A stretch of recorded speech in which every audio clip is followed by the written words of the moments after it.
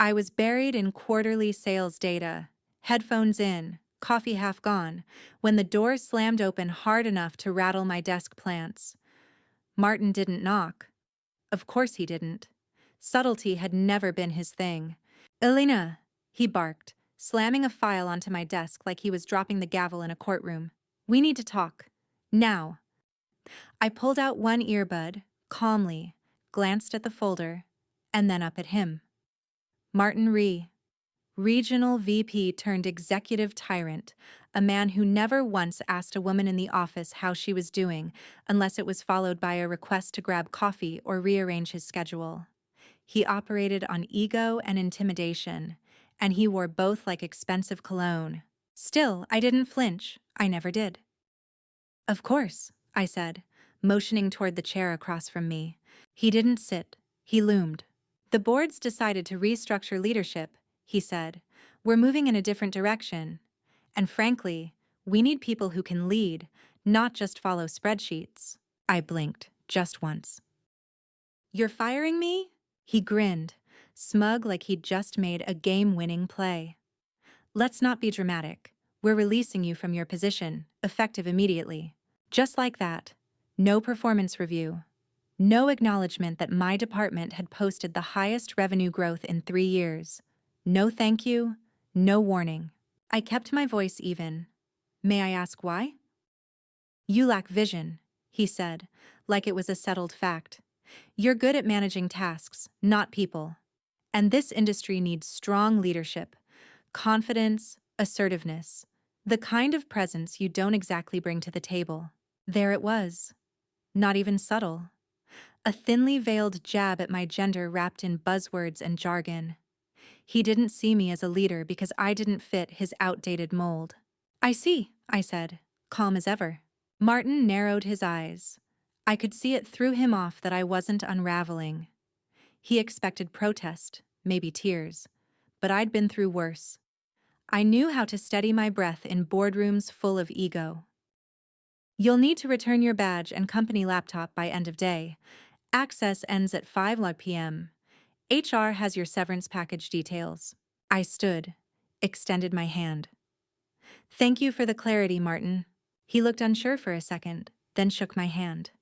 "Good luck out there." He left, fully satisfied with what he thought was his final word. I sat back down and exhaled slowly. My hands didn't shake. My heart didn't race.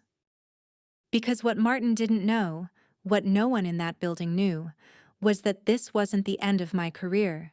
It was the beginning of something much bigger. I glanced at the photo on my desk. My father, beaming as he cut the ribbon on the day he opened our company's first regional office. The same company I had just been released from. I ran my fingers over the frame. "You told me to wait, Dad. Wait for the right moment." I began packing. I didn't take much. Just the mug my team gave me last Christmas, a couple photos, and a stack of notebooks filled with ideas that had never made it past Martin's desk. As I walked through the open office, people tried not to stare, but they did. Some looked away. Others gave me that tight-lipped expression reserved for corporate casualties. No one asked what happened. They didn't have to. Outside, the sun was bright, the air cooler than I remembered. I walked a few blocks before pulling out my phone and texting one line to my lawyer. "It's time. Prepare everything." His reply came almost immediately. "Understood. Shareholders' meeting can be scheduled within 5 business days." I looked back at the glass building glinting in the sunlight. They thought they'd closed the book on me. What they didn't realize was I was holding the final chapter. The next time I stepped into that boardroom, I wouldn't be an employee. I'd be their majority shareholder. 2 weeks earlier, I'd been sitting in Mr. Harrington's office, our family lawyer. The walls were lined with books and framed certificates, his desk heavy with mahogany and memory. On it sat a sealed envelope. "Your father left very specific instructions," Mr. Harrington had said gently. "You're not to open this until your 30th birthday." I chuckled. Is this one of his dramatic letters again? Like the time he made me sign a contract just to get the keys to the lake house? He smiled. You know your father. He believed some moments deserved ceremony. That envelope haunted me in the days leading up to my birthday. I didn't know what it held. A letter? A deed? A reminder of how much he believed in planning ahead? On the morning of my birthday, I sat in the sunlit corner of my apartment, where he used to read the paper every Sunday, and finally opened it. The first thing inside was a handwritten letter. Elena, if you're reading this, it means you've turned 30. That means you're ready. I never doubted it for a second. You've spent your life working twice as hard for half the recognition. I saw it, even when others didn't. I also saw how the company changed after I stepped down. I knew there might come a time when you'd need more than a seat at the table. So I gave you the table. I sat frozen, barely breathing. Behind the letter was a trust agreement, notarized and official. It said that 90% of the company shares my father retained when he stepped down had been held in a trust under my name, set to transfer with full voting rights the day I turned 30. 90%? I read it again and again. I wasn't just a shareholder. I owned the company. My hands were shaking when I called Mr. Harrington. Is this real? Yes, he said. It's very real. Your father designed the trust to be private and absolute. The board has no idea unless you tell them. Why wait until now? I asked. He wanted you to see the company for what it truly was, Mr. Harrington replied. To decide if you wanted to lead it. He didn't want to hand you power you weren't ready to use. I hung up and stared at the city skyline outside my window. I thought of the years I'd spent working hard, getting passed over, keeping my head down. I had been patient. Now I had power, and I was going to use it. Halfway through reviewing the quarterly sales numbers, the calm was shattered when Martin stormed into my office. No knock, no heads up, just that heavy, purposeful entrance designed to shake me. Elena, he barked, tossing a thick file onto my desk. We need to talk. Now. I glanced down at the folder, then back up at the man I'd reported to for 4 years. Martin Rhee, the kind of guy who barely glanced at the women in the office unless he wanted a coffee or needed his calendar organized. He thrived on power and, even more, on reminding everyone else that he had it. But I stayed calm. I always did. I motioned toward the chair opposite me. He didn't sit. Instead, he loomed over my desk. The board's restructuring the leadership team, he said flatly. We're moving in a different direction, and frankly, we need leaders, not spreadsheet followers. I blinked, stunned. You're firing me? Martin smirked like he'd just sunk the game-winning shot. Let's not be dramatic. You're being released effective immediately. No warning, no performance review, no recognition, despite your department's record growth this quarter. I nodded slowly. May I ask why? His tone clipped, dismissive. You lack vision. You manage tasks, not people. This industry needs strong leadership, assertiveness, confidence, traits you haven't shown. The thinly veiled jab wasn't lost on me, not about my performance, but my gender. I was too quiet, too methodical, too unlike Martin's loud, brash version of a leader. I met his gaze. I understand, I said, voice steady, neutral. He narrowed his eyes, clearly expecting anger, maybe tears. But I'd mastered control in boardrooms full of egos. I'll need your badge and laptop back by the end of the day, he added. Access will be cut off at 5.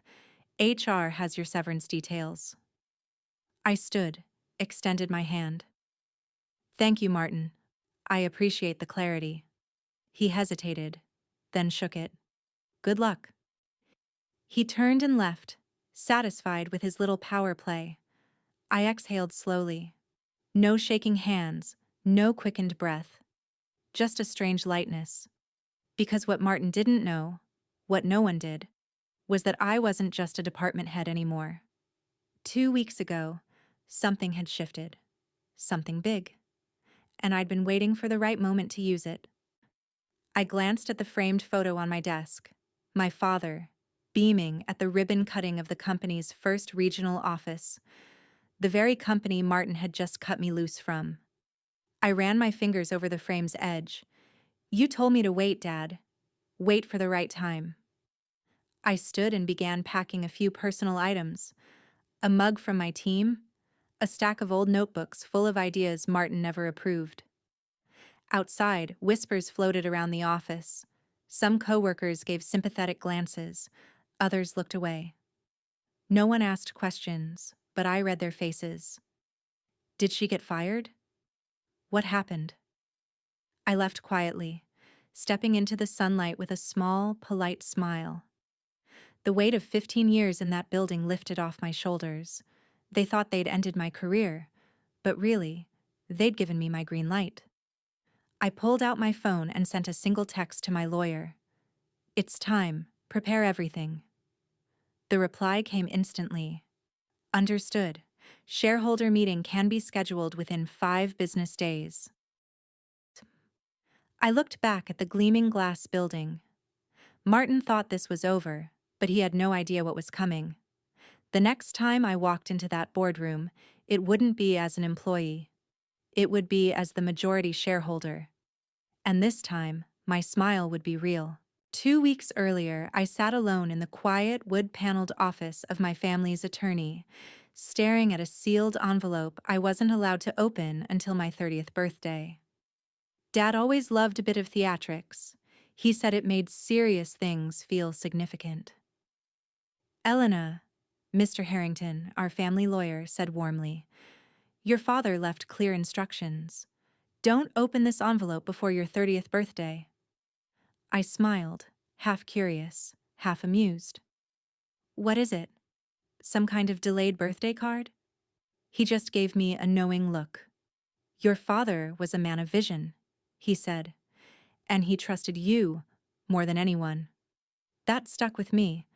My dad, the founder and former CEO of the company Martin now ran, had always believed in planning ahead, and in me. After Dad passed 5 years ago, everything changed. The company became colder, more focused on numbers than people. Martin had arrived soon after, charming the board with his MBA and quietly dismantling the culture Dad built. I stayed, thinking I could protect what was left. Now I understood Dad had known something like this might happen, and he'd prepared for it. On my birthday morning, I opened that envelope alone, in the same spot Dad used to read the paper every Sunday. Sunlight spilled through the window, warm and quiet. Inside was a letter, Dad's neat handwriting. "Elena, if you're reading this, you've turned 30. That means you're ready." I never doubted it. Not for a second. "You've worked twice as hard for half the recognition." I saw it, even when you thought I didn't. The sacrifices, the late nights, the integrity no one else noticed. I also saw how the company changed after I left. I knew there might come a time when you'd need more than a seat at the table. So I gave you the table. My hands trembled as I unfolded the official-looking document beneath the letter. A trust agreement notarized and filed. According to it, 90% of the shares Dad held when he stepped down were now mine, with full voting rights effective immediately. 90%. I read it 3 times to be sure I wasn't dreaming. I wasn't just a shareholder, I was the majority owner. A surge of adrenaline and something else, power, washed over me. I called Mr. Harrington immediately. "Is this real?" I asked, voice shaking. "Yes," he said simply. "Your father structured the trust to avoid public filings. It's airtight. The board has no clue unless you tell them." "Why wait so long to activate it?" I asked. "He wanted you to experience the company on your own terms first, to see who would reveal themselves and if you wanted to use it." That hit hard. Years of being overlooked, ignored, and underestimated flashed through my mind. I'd watched Martin get praise for ideas I suggested quietly, seen others promoted faster despite less effort. I'd smiled through it all, thinking patience and hard work would pay off. But now I saw what I lacked wasn't time. It was leverage.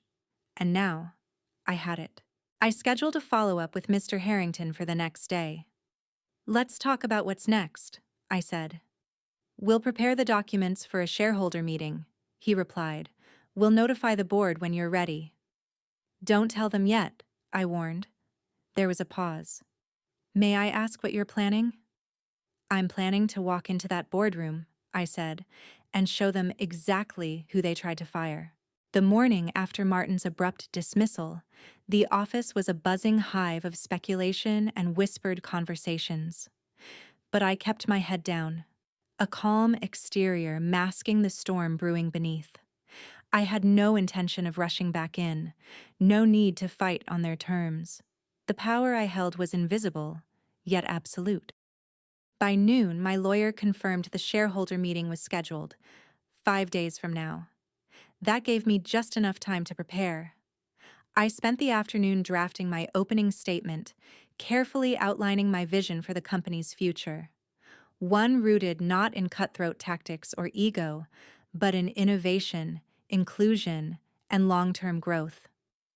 I wanted the board to understand that leadership isn't about loud voices, but about clear direction and integrity. That evening, I met with a few trusted former colleagues over dinner, carefully gauging their loyalties. Most were eager but hesitant, afraid of retaliation from Martin's loyalists. I assured them this wasn't a hostile takeover, but a chance to restore what Dad had built. A culture of respect and collaboration. Their eyes lit up with hope, and I knew this was the beginning of something bigger. The night before the meeting, I barely slept. I reviewed the trust documents, shareholder agreements, and my speech again and again. I thought about Dad's faith in me, his foresight, and the weight of responsibility I now carried. This was no longer just about me. It was about every employee overlooked, every idea dismissed, and every value compromised. Finally, the day arrived. I walked into the boardroom, the familiar scent of polished wood and leather greeting me like an old friend. Martin sat at the head of the table, smug and unshaken. The other board members glanced up, surprise flickering across their faces as I took my place, not as a guest or an employee, but as their majority shareholder. I began speaking calmly but firmly, laying out the facts and my vision. As I spoke, I saw the subtle shifts, the furrowed brows, the quick glances exchanged. Martin's confident facade cracked, replaced by something sharper: fear. When I finished, I looked around the room. "This company belongs to its shareholders," I said, "and now it belongs to me. It's time for new leadership. Leadership with a clear vision and respect for everyone who makes this company what it is." The room fell silent. Then, one by one, board members nodded. Some even smiled. Martin's reign was over.